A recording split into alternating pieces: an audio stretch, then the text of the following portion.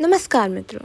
आज की वीडियो में हम करेंगे एरिक एरिक्सन की सोशल डेवलपमेंट थ्योरी, जो कि बहुत इंपॉर्टेंट थ्योरीज में से एक है। तो चलिए बिना किसी देरी के करते हैं स्टार्ट। तो एक बात ध्यान रखना, जब भी आप कोई थ्योरी स्टार्ट करें तो डेफिनेटली जिसने वो थ्योरी दी है उसके बारे में एक छोटा सा इंट्रोडक्शन ज़रूर लिखना। जिसने दी है उसके बारे में लिख देना, उस थ्योरी के बारे में जो उसकी बेसिक चीज़ें हैं जिन पे वो चीज़ें फोकस कर रही है। तो चलिए स्टार्ट करते हैं, ज़्यादा टाइम नहीं लगाएंगे। जो एरिक एरिक्सन थे वो फ्रेड की थ्योरी से काफ़ी हद तक सहमति रखते थे। वो मानते थे कि भाई हाँ, जो फ्रेड ने थ्योरी दी है वो काफ़ी हद तक ठीक है, लेकिन उन्होंने उसी थ्योरी में अपने कुछ बिलीव्स जहाँ पर उन्हें कमी लगी या जहाँ पे उन्हें लगा कि थोड़ा सा एक्सटेंड करना चाहिए, वहाँ पर उन्होंने एक्सटेंड किया। राइट। तो अभी जो उनकी थ्योरी है उस पर ये करती है कि जो हमारा स्टेजेस है, हमारी स्टेजेस पे हर एक पर्टिकुलर स्टेज पे हर एक नीड आती है। अगर हम उसको फुलफ़िल कर लेते हैं तो हमारी पर्सनालिटी शाइन करती है, और अगर हम उसको फुलफ़िल नहीं कर पाते तो हमारी जो पर्सनालिटी है उसमें कोई ना कमी आ जाती है। राइट। सो और जो ये थ्योरी है वो मेनली ये क्या है, एपिजेनेटिक प्रिंसिपल है ये थ्योरी। राइट। एपिजेनेटिक प्रिंसिपल यानी एपी का जो मतलब होता है वो होता है अबव, और जेनेटिक यानी कि जीन्स। तो ये थ्योरी जीन से ऊपर जो फैक्टर्स ये बताती है कि जीन से ऊपर भी कुछ फैक्टर्स हैं जो पर्सनालिटी को गिरा सकते हैं या बढ़ा सकते हैं, या फिर जो हमारी चीज़ें, हमारी नीड्स हैं, हमारी क्राइसिस हैं पर्टिकुलर पर्सनालिटी में, उसको चेंज कर सकते हैं। तो ये जो थ्योरी है इन चीज़ों पे बेस्ड है। First one is infant. जो ये वाली स्टेज है, हमारी फर्स्ट स्टेज है इन्फेंट। ये रहती है जब बच्चा पैदा होता है और 18 महीने का जब वो हो जाता है तब तक ये जो स्टेज है वो रहती है, यानी कि 1.25 साल तक। इसका जो वर्च्यू होता है वो होप होता है। इसकी जो क्राइसिस होती है दैट इज़ क्राइसिस बोल सकते हैं, ज़रूरत इस उम्र में वो होती है ट्रस्ट वर्सेस मिसट्रस्ट। इस उम्र में जो बच्चा है वो अपने केयर गिवर जो उसका है वो उस पर ट्रस्ट बनाना सीखता है धीरे धीरे करके। अगर बच्चा रो रहा है, उसको भूख लगी है और वो रो रहा है, अगर उसकी माँ ने समझ लिया कि भाई हाँ मेरे बच्चे को भूख लगी है और वो उसको दूध पिला देती है, तो उस बच्चे में ट्रस्ट वाली फीलिंग उत्पन्न होगी। बट अगर उसकी माँ नहीं समझती और बच्चा कई देर तक रोए जा रहा है, 2 to 4 hours रो रहा है, और बच्चे उसकी माँ को समझ ही नहीं आ रहा क्यों रो रहा है, वो केयरलेस है उसके प्रति या कुछ भी कोई फैक्टर, तो उसमें मिसट्रस्ट पैदा होने लग जाएगा। राइट। तो ये सारी चीज़ें, ये उम्र यही होती है, क्योंकि इस उम्र में बच्चा सिर्फ डिपेंड रह सकता है, वो खुद से कुछ नहीं कर सकता, वो सिर्फ उम्मीद लगा सकता है और अपना ट्रस्ट और मिसट्रस्ट डेवलप कर सकता है। इसीलिए जब भी माँ दिखती है वो माँ के पास भागने की कोशिश करता है, क्योंकि वो ट्रस्ट वाली फीलिंग ना वो उससे कनेक्ट हो रही है। आप उसको जाके उसको खिलाएंगे या समथिंग ऐसा कुछ करेंगे तो वो इतना कनेक्टेड फील आपसे नहीं करता। नेक्स्ट स्टेज है हमारी टोडलर्स। ये होती है हमारी 18 महीने से 3 साल के बच्चे की एज। इसमें जो वर्च्यू होता है वो विल होता है, और crisis, autonomy versus shame and doubt. इस एज में ये वो एज है जहाँ बच्चा थोड़ा बड़ा होने लग जाता है और वो थोड़ा सा घूमने फिरने लग जाता है, चीज़ों को एक्सप्लोर करने लग जाता है कि ये चीज़ क्या है, कैसे है। या फिर खाना खाने का आपने देखा होगा, बच्चा हमेशा कोशिश करता है कि वो अपने हाथ से और वो खुद ही खाना खाए, तो वो ऑटोनॉमी डेवलप करता है उस पर्टिकुलर टाइम पे, इंडिपेंडेंसी चाहिए उसको। लेकिन अगर वो चीज़ वो नहीं कर पाता और उसके पेरेंट्स ने उसका मजाक बना दिया कि ये देखो देखो या ऐसा कुछ भी, तो वो कहीं ना कहीं शेम फील करता है और इन्फीरियर सा फील करता है। फिर उसके पेरेंट्स ने उसको डांट दिया कि बोला था ना मत करना, गिरा दिया ना तुमने, अब फिर से साफ़ करना पड़ेगा। इस तरीके से अगर उसको डांट लगा दी जाए तभी वो इन्फीरियर हो जाएगा, और वो धीरे धीरे इतना इन्फीरियर हो जाएगा कि वो अपनी बात भी नहीं रख सकता अपने पेरेंट्स के सामने। बच्चों को इस उम्र में जैसे मेनली शरारती होना चाहिए, अगर वो गलत चीज़ें करे तो उनको समझाना चाहिए प्यार से दैट कि भाई बच्चे ये मत करो। बट अगर हम उसको डांट देते हैं, बहुत ज़्यादा प्रेशर बनाते हैं, तो वो इन्फीरियर हो जाएगा और वो अपनी जो शैतानियाँ हैं जिस जो उम्र में इस उम्र में हेल्दी होती हैं वो नहीं कर पाएगा, और उसका जो सेल्फ इस्टीम है वो बहुत डाउन हो जाएगा। राइट। तो हमारी जो थर्ड स्टेज है वो है प्री स्कूलर स्टेज। और गाइस एक बात का ध्यान रखना, जैसे कि मैंने थोड़ा छोटा छोटा लिख रखा है, ये इसीलिए कि भाई एक बार पढ़ेंगे जब रिवीजन होगी तो समझ में आ जाता है। तो आपको इसमें थोड़े से पॉइंट्स और ऐड करने पड़ेंगे अगर आपसे एरिक्सन की थ्योरी पूछी गई है तो वही बात है, आपको कंसेप्ट क्लियर होना चाहिए, आप आंसर तो बड़ा कर ही सकते हैं, इजंट इट। सो चलिए हमारी थर्ड स्टेज है प्री स्कूलर स्टेज। ये जो स्टेज है इसमें क्या होता है, बच्चा 3 से 6 साल की उम्र तक का होता है। और वर्च्यू होता है पर्पस, क्राइसिस होते हैं इनिशिएटिव वर्सेस गिल्ट। ये उम्र वो उम्र होती है जब बच्चा चीज़ें एक्सप्लोर करने की कोशिश करता है। उसकी जो मेनली जो क्वेश्चंस होते हैं ना वही यही होते हैं, व्हाई, व्हाट, हाउ। वो मेनली यही क्वेश्चन पूछता है हर चीज़ पे कि भाई ये कैसे हुआ, ये क्या हुआ, ये क्यों हुआ। वो मतलब बेसलेस से क्वेश्चन भी पूछता है समटाइम्स। बट हमें वो बताना चाहिए, उसे समझाना चाहिए, उसको प्यार से नहीं बोल, क्योंकि कई बार होता है कि अनरीजनेबल क्वेश्चंस पूछते हैं लगातार कोई हमसे, कोई नहीं बच्चा हमसे, तो हम इरिटेट हो जाते हैं समटाइम्स और उसको डांट देते हैं, जो कि बहुत ही गलत चीज़ है। अगर आप इरिटेट भी हो रहे हो तो उसको प्यार से समझाओ कि नहीं बेटा इसका ये आंसर है, आप अपने ऊपर कंट्रोल करो। और उसको कोई ना कोई एक लॉजिकल आंसर या लॉजिकल बात उसको समझाओ, वो और उसको शाबाशी दो कि भाई बच्चे वाओ आपने तो बड़ा दिमाग चलाया, आपने ये चीज़ पता लगा ली, या आप ये चीज़ पता लगाने की कोशिश कर रहे हैं, या आप इतने स्मार्ट हैं, आप उस चीज़ पर ध्यान दे रहे हैं। अगर ऐसा होता है इस चीज़ में तो वो इनिशिएटिव करता है बच्चा, जो स्टार्टिंग में उसकी जो पर्सनालिटी में सेल्फ कॉन्फिडेंस होता है, सेल्फ एस्टीम होता है, वो बहुत ज़्यादा हाई हो जाता है। और अगर आपने उसको हर बार ही डांट दिया कि भाई ये ऐसे अनलॉजिकल क्वेश्चन मेरे से मत पूछो, या करा देना बेइज्जती सबके सामने पूछ के, उसका मजाक उड़ाना, तो वो गिल्ट वाली फीलिंग में चला जाता है। और जिसका वर्च्यू है वो इस स्टेज में, वो दैट इज़ मेनली पर्पस होता है, हर चीज़ के पीछे पर्पस ढूंढने की कोशिश करता है बच्चा, राइट। सो हमारी नेक्स्ट स्टेज है चाइल्डहुड। अब ये वो स्टेज है जहाँ बच्चा 6 से 12 साल की उम्र का होता है। कॉम्पिटेंसी वर्च्यू है इसका, कॉम्पिटेंसी। जो कंपटीशन बढ़ जाता है बच्चों में बहुत ज़्यादा, क्योंकि टीचर्स भी एक्सपेक्ट करते हैं बच्चे से कि वो अच्छा परफॉर्म करें हर चीज़ में, और पेरेंट्स भी घर पर आने के बाद उनसे एक्सपेक्ट करते हैं कि वो अच्छे से पढ़ें लिखें और उनका काम भी कराएं। तो एक्सपेक्टेंसी होती है ना, जो वो एक्सपेक्टेड जो रेट है इन बच्चों के प्रति, वो बहुत बढ़ जाता है। और बच्चा कहीं ना कहीं थोड़ा सा अनस्टेबल सा फील करता है अगर वो फुलफ़िल नहीं कर पाता तो, क्योंकि इसमें जो क्राइसिस होते हैं वो that is industry versus inferiority. अगर बच्चा एडजस्ट कर लेता है टीचर्स के साथ भी, अपने एकेडमिक्स में भी वो एडजस्ट कर लेता है, अपने पेरेंट्स के साथ भी वो एडजस्ट कर लेता है, अच्छा परफॉर्म करता है, तो वो एक अच्छी चीज़ मानी जाती है। उसकी पर्सनालिटी, सेल्फ एस्टीम जो है उसका वो बहुत बढ़ जाता है, उसकी इंडिपेंडेंसी रेट बहुत बढ़ जाता है। बट कहीं अगर वो इन्फीरियर रह जाता है, वो कहीं पे भी थोड़ा सा परफॉर्म नहीं कर पाता, और उसकी डांटने उसको जो टीचर्स हैं या उसका पीर ग्रुप के सामने मजाक बन जाता है, क्योंकि कंपटीशन बढ़ रहा है उसकी लाइफ में, उसके जो पेरेंट्स हैं वो उसको डांट रहे हैं, तो वो इन्फीरियर हो जाता है, उसका सेल्फ एस्टीम बिल्कुल गिर जाता है, वो डिपेंडेंट हो जाता है अपने पेरेंट्स पे किसी ना किसी पर, और वो सोचता है कि मैं किसी भी चीज़ के लिए परफेक्ट नहीं हूँ। और ये जैसे कि एक पॉइंट है यहाँ पर देखिए, जो लिटरेट सोसाइटीज़ होती हैं वो उनके बच्चे हैं ना सीखते हैं इस उम्र में याद करना पढ़ना सीखते हैं, लेकिन जो प्री लिटरेट सोसाइटी है वो इस उम्र में स्किल्स सीखते हैं जो सर्वाइवल के लिए नेसेसरी हैं, जो उनके पालन पोषण के लिए, खाना खाने के लिए नेसेसरी हैं। तो इसमें ये वो चीज़ें बता रखी हैं, क्योंकि बच्चे तो वो भी हैं, अब वो पढ़ नहीं सकते, लेकिन कंपटीशन तो उनमें भी है कि भाई सामने वाला जो उनके आस पड़ोस, यानी कि जो कल्चर में अप्रूव्ड है, जो ऐसी चीज़ें जो कल्चर में अप्रूव्ड हैं वो चीज़ें बच्चों पे थोप देते हैं।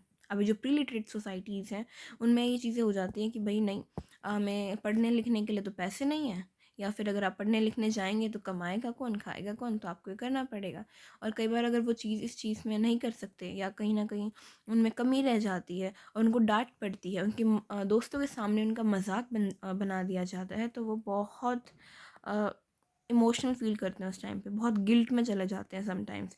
कई बार तो इतनी एनजाइटी हो जाती है कि गलत स्टेप भी उठा लेते हैं अगर हम उन्हें ज़्यादा कोस दें तीनों तरफ से, टीचर्स, पीर और पेरेंट्स। तो हमें इस उम्र में थोड़ा सा समझना चाहिए बच्चों को, क्योंकि अगर यहाँ पर हमने संभाल लिया तो आगे की स्टेजेस उसके लिए बहुत ज़्यादा अच्छी हो जाएंगी।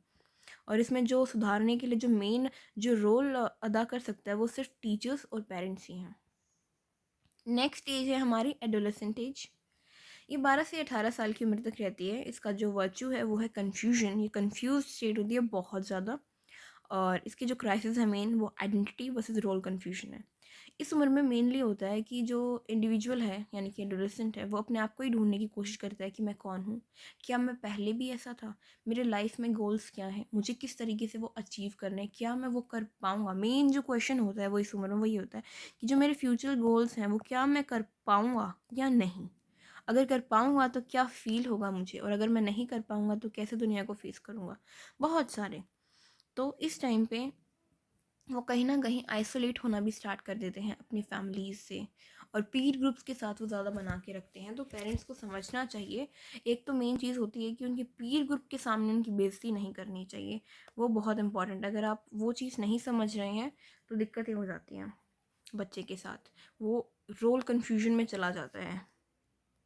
और यहाँ पे मैंने एक चीज़ और, वो जो अपने पास्ट एक्सपीरियंसेस हैं, जो उसकी पास्ट स्टेजेस हैं, यानी अभी तक 4 स्टेजेस हो चुकी हैं, तो वो उनसे एनालाइज करता है कि क्या मैं किस स्टेज में कैसा था, जहाँ तक उसको याद रहता है, या फिर पेरेंट्स से पूछ लेता है, तो वो उससे भी अपना जो रोल है वो क्लासीफाई करता है कि मैं कैसा हूँ। अगर वो बहुत इंटेलिजेंट आता आ रहा है शुरू से ही या ऐसा कुछ, तो कहता अच्छा मैं इंटेलिजेंट हूँ तो मैं आगे भी इंटेलिजेंट रहूँगा। और अगर वो इंटेलिजेंट नहीं है तो मैं सोचता हूँ मैं इंटेलिजेंट नहीं हूँ। तो इसमें दो वो पर्सपेक्टिव हैं। या तो वो सोचेगा यार मैं अभी तक इंटेलिजेंट नहीं था और मैं ऐसे ऐसे था, अभी मेरा रोल जो मेरी आइडेंटिटी थी वो ऐसे अच्छी नहीं है, बट मैं अब डेवलप करूँगा। हो सकता है वो पॉजिटिव वे में चला जाए, या फिर हो सकता है वो कहे कि भाई मेरी पर्सनालिटी अभी तक अच्छी नहीं थी तो शायद अब भी अच्छी ना जाए। इस तरीके से तो टीचर्स को और पेरेंट्स को यहाँ पर बहुत समझाने की ज़रूरत रहती है। अगर उससे कोई भी चीज़ें शेयर नहीं करता और हर बात पे उसे टोका टिप्पणी की जाती है, तो आप अपने बच्चों पर कभी भी इल्ज़ाम नहीं लगा सकते कि आप गलत हैं, राइट? ये एरिक्सन कह रहे हैं। अब आती है यंग अडल्ट, नेक्स्ट स्टेज हमारी। ये है 19 से 40 साल की उम्र। इसका जो वर्च्यू है वो है सिर्फ लव यानी कि प्यार, और क्राइसिस है intimacy versus isolation. Intimacy, right?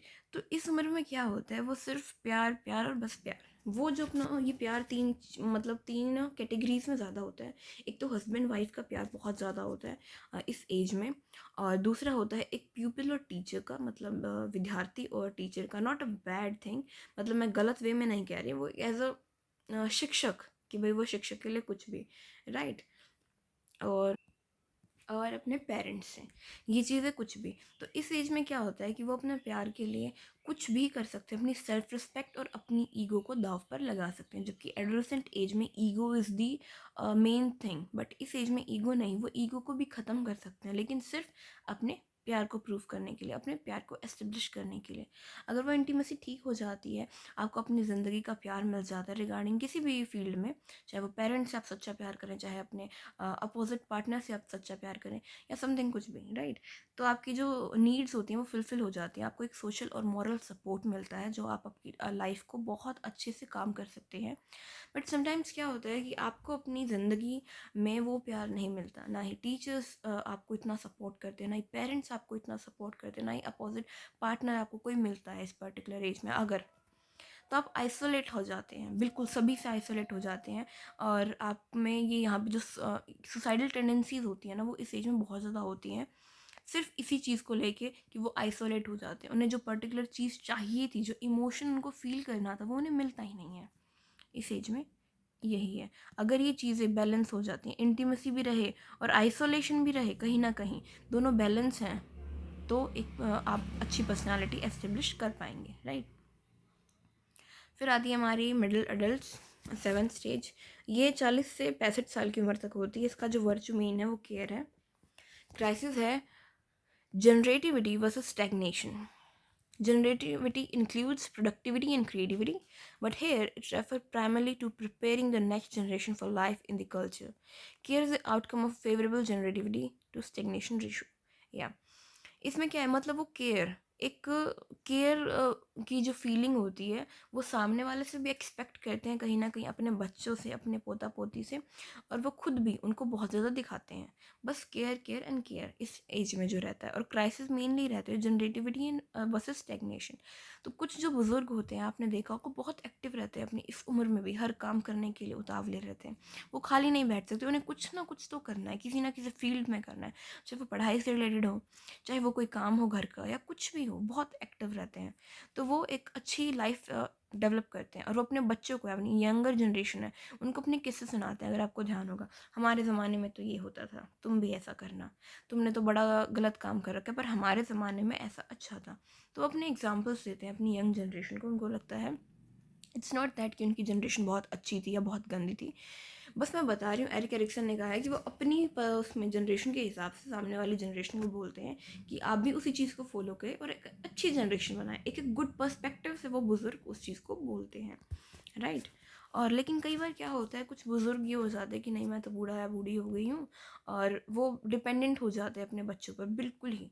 तो उनकी जो पर्सनैलिटी है, कहीं ना कहीं वही बात है, बच्चे कई बार इतना चीज़ें फुलफ़िल नहीं कर पाते हैं। फुलफ़िल अगर वो करते भी हैं तो कहीं ना कहीं जब आप सामने वाले से एक्सपेक्ट कर रहे हैं बहुत कुछ, तो एक ना एक आधी चीज़ रह ही जाती है जो फुलफ़िल नहीं हो पाती। हो सकता है सामने वाले को कुछ काम हो या कुछ भी हो, तो अगर वो फुलफ़िल नहीं हो पाती तो उनमें एक अलग सी धारणा उत्पन्न हो जाती है बुज़ुर्ग में कि मेरा बच्चा तो मेरी बात नहीं मान रही, मैं तो बोझ हूँ, मैं तो ये हूँ। वो वाली फीलिंग भी कई बार आ जाती है। बट मेनली यही है, जनरेटिविटी वर्सेस स्टैग्नेशन। तो अगर आप जनरेट रहेंगे पूरी उम्र तो आप अच्छा रहेंगे, और आपको आराम करने की भी डेफिनेटली ज़रूरत है। तो दोनों में बैलेंस बना के रखना है। लास्ट स्टेज है हमारी ओल्डर पर्सन, ये है 65+। इसका जो मतलब इम्पॉर्टेंट वर्च्यू है दैट इज़ विजडम, और जो क्राइसिस है वो है ईगो, इंटीग्रिटी वर्सेस डिस्पेयर। और इसमें मेनली क्या होता है इस एज में, ईगो मतलब क्राइसिस जो होता है ना, ईगो, इंटीग्रिटी वर्सेस डिस्पेयर। इसमें ईगो इतनी ज़्यादा हो जाती है इस उम्र में कि वो अपने आप को डिफ़ाइन करने लग जाते हैं। अगर उनकी ईगो सेटिस्फाइड है कि जो वो चाहते थे कि उनकी लाइफ में जो जो वो अचीव करना चाहते थे कि उन्होंने वो अचीव किया, या फिर जो उन्होंने उनकी जैसी जैसी लाइफ निकली है, उनके बचपन में, उनकी जवानी में, उनका जो बुज़ुर्ग हैं उस स्टेज में जैसे भी लाइफ गए, क्या उन्होंने वो चीज़ कभी एक्सपेक्ट की थी? क्या वो उससे सेटिस्फाइड है? अगर वो सेटिस्फाइड हैं तो ये उम्र बहुत प्यार से, बहुत अच्छे से निकल जाती है, बच्चों को किस्से सुनाते हुए निकल जाती है। बट अगर वो सेटिस्फाई नहीं है तो उनकी जो इंटीग्रिटी है वो हर्ट हो जाती है, वो ईगो उनकी है वो जो बहुत हर्ट हो जाती है, और वो आइसोलेट से हो जाते हैं, या फिर हर चीज़ पे गुस्सा करना, और ये सारी चीज़ें निकलती हैं। ओके, तो अब ये इसके कुछ क्रिटिसिज्म है। हर थ्योरी, अगर आप कोई भी थ्योरी एग्ज़ाम में अटैम्प्ट करते हैं तो ध्यान रखना उसके क्रिटिसिज्म ज़रूर लिखें। आप मेरिट्स पे लिख सकते हैं बट क्रिटिसिज्म तो मस्ट होते हैं, राइट। तो प्लीज़ अगर आपको ये वीडियो पसंद आई हो तो लाइक करना, कमेंट करना और शेयर करना। और आपको किसी भी टॉपिक के रिगार्डिंग आपको अगर नोट्स चाहिए तो प्लीज़ कमेंट बॉक्स में बता देना। मैं आपको वो नोट्स प्रोवाइड करूँगी, आपको अच्छे से समझाऊँगी। ओके, तो जाते जाते प्लीज़ चैनल को सब्सक्राइब करना और बेल आइकन को भी प्रेस ज़रूर करना, क्योंकि कोई भी नई वीडियो डलेगी तो आपके पास सबसे पहले नोटिफिकेशन जाएगा और आप वीडियो को देख सकते हैं। और वीडियो थोड़ी सी भी अच्छी लगी हो, कंटेंट थोड़ा सा पसंद आया ना, तो प्लीज़ अप्रिशिएट करना। Thank you so much.